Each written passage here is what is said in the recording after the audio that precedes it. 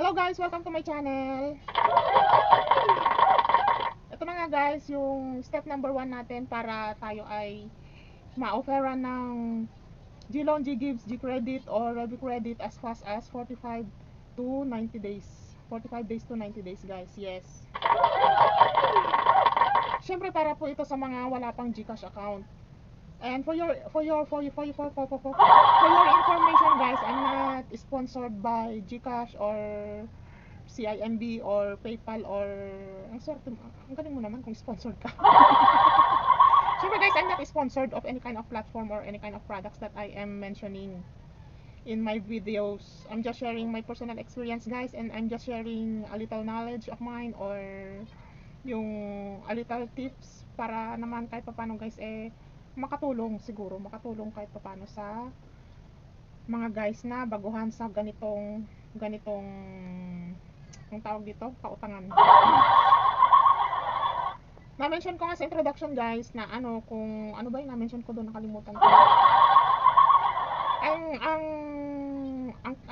Ang topic natin ngayon guys is start building your credit score worthiness while you're young. Start with GCash platform, of course. Kasi po, pag nag-start ka kay GCash, maraming loan na pwedeng lumapit sa'yo. Parang Maya, PayMaya. Si PayMaya meron siyang Maya Advance, Maya Credit, Maya Personal Loan. Ano pa? Meron na siyang ngayon Black Black credit card ba yun? Ewan ko ba kay Maya Credit lang meron ako, tsaka Maya Advance Ito talaga guys, gusto kong maiano to sa mga kabataan. Ito nga, start building your credit score worthiness while you're young. Start with GCash platform. Yun nga, inulit ko guys, di ba? Kasi nga po, uulitin ko ulit na si GCash nga po kasi is meron siyang G-Gives, G-Loan, G-Credit, at pwede rin mag-open up sa'yo si CIMB Revi Credit kung mag-open ka ng G-Save through GCash. Siyempre dito muna tayo guys sa step number 1. Ang paggawa ng GCash account guys, kung wala pa po kayong GCash account, napakadali lang pong gumawa ng GCash account. Kailangan mo lamang ng isa lang guys, valid primary ID. Pwedeng katulad ni GCash guys, ang tinatanggap lang na ID ngayon ni GCash as of 2025, national ID, card type, e-Pill ID, paper type or digital national ID, driver's license, you need postal ID, passport, SSS ID, PRC ID, HDMF, Pag-ibig ID. Other IDs, sabi niya, we are currently improving our service. Only the IDs listed above will be accepted for the time being. Thank you for your understanding. Learn more. And na-post na naman ako kasi nagbasa pa Katulad sa introduction ko guys, sa video introduction ko nga is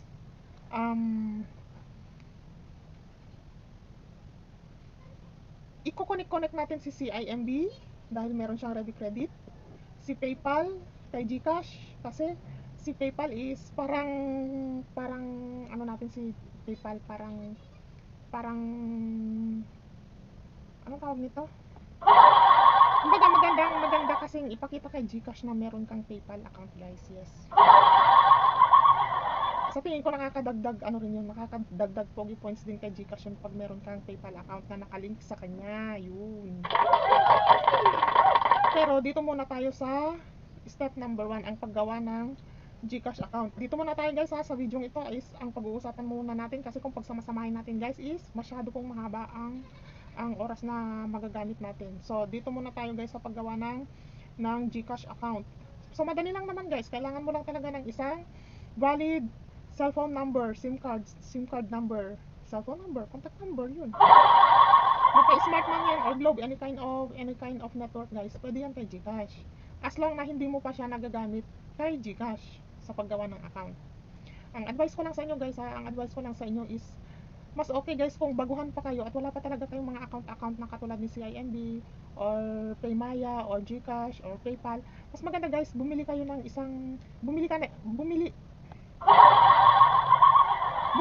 guys ng bagong SIM card number.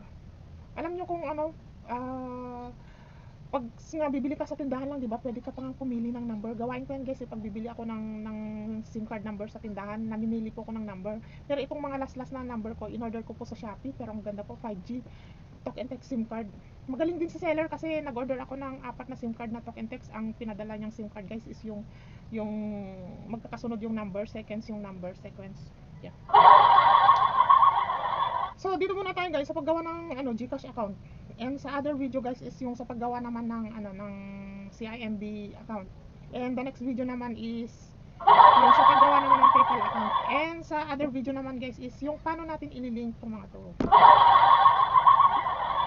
Ang importante doon guys na tatandaan nyo talaga is kailangan guys pag gagawa kayo ng GCash account, CIMB account, and PayPal account, itong tatlong to guys, kailangan guys pare-pareho ang information na ginamit mo, like your name, middle name, surname, address, cellphone number, and email address. Kailangan pare-pareho yan guys. And mas maganda na rin guys kung pare-pareho yung sa pag-fill up mo ng form, yung source of income mo, ano yung source of income mo, kung may sariling business ka ba, or estudyante ka, or saan mo kinukuha yung pera mo, allowance ba, remittance ba, ganyan. Mas okay pa rin guys nga na yung sagot mo kay GCash is pareho lang kay CIMB Bank, and pareho lang din kay PayPal, ganon. Para pag ililink mo na sila guys, hindi ka magkakaproblema. Seconds, hindi aabutin ng 60 seconds or 120 seconds ang paglilink. Basta pare-pareho lang yung details na ginamit mo guys, at parehong ID lang din yung ginamit mo, parehong cellphone number, parehong email, paulit-ulit. Yun guys, para hindi ka magkaproblema. Kasi ito nga, number 1, gagawa ka muna ng GCash account. Kaya madali lang siyang fully verified. Pag fully verified ka nga naman is lahat ng ano kay GCash is ma-access mo. Lahat ng benefits kay GCash is ma-access mo nga. Katulad ng GSave, GInvest, send money. Pag hindi ka verified, hindi ka pwedeng mag-send money, bank transfer. Hindi ka verified, hindi ka pwedeng mag-bank transfer or pay bills, borrow load, borrow GCash, GLoan, GGives, yan, G-credit, or hindi ka rin pwedeng bumili ng ATM cards, ganon. Basta maganda pag fully verified ka, kasi lahat nga ng benefits ay ma-access mo nga. Madali lang naman kung mag fully verified. Kailangan lang remove your cap, mask, or glasses for your account security. Mag selfie, scan now daw. Yun, wear proper attire. Your selfie should match your ID photo. Kung dapat daw kamukha mo yung nasa ID mo. Yun, postal ID, make sure to follow these tips. Ganun, madali lang guys, madali lang mag-verify ng mag fully verified ng GCash account. Get fully verified with your GCash account. Get fully verified with your CIMB account. Get fully verified with your PayPal account. Napakadali lang guys. Okay? So, mapapahaba na naman tong video na to guys. Itong video na to is para sa paggawa ng GCash account. Napakadali lang naman, di ba? And then, sa naman guys, sa paggawa ng CIMB account, ikukwento ko yan. Dapat nauna si CIMB na diniscuss natin, yeah. Pero okay lang. Yung paglilink kay sa next video na guys, yung paglilink kay CIMB kay GCash, madali lang guys, okay? Basta kung kayo ay wala pang GCash account guys, umpisahan nyo nang gumawa ng GCash account at gumawa na rin ng CIMB account, and then gumawa na rin ng PayPal account para makapag-umpisa na kayong mag-build ng ng credit score nyo, ng credit worthiness nyo. So yun nga, gumawa ako ng bagong account. Napakahirap kasi maghanap ng screenshot. Gumawa ako ng bagong account ng GCash, CIMB, pero hindi yun sa akin guys ha. Kay GCash ba to?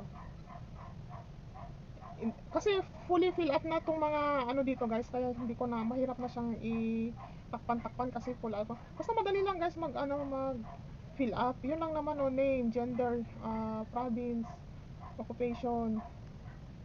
Yun lang. Madali lang. Ang importante is meron kang isang valid primary ID, postal ID, yung nabanggit ko na, diba? Yung business mo, average monthly income, para saan yung paggawa mo ng GCash account, yun. Mga ilang transaction ka sa isang buwan, member ka ba na yan ng ano, ng kung ano-ano. Okay guys, hanggang dito na lang to guys ha. May went ka na naman ba yung ano ko?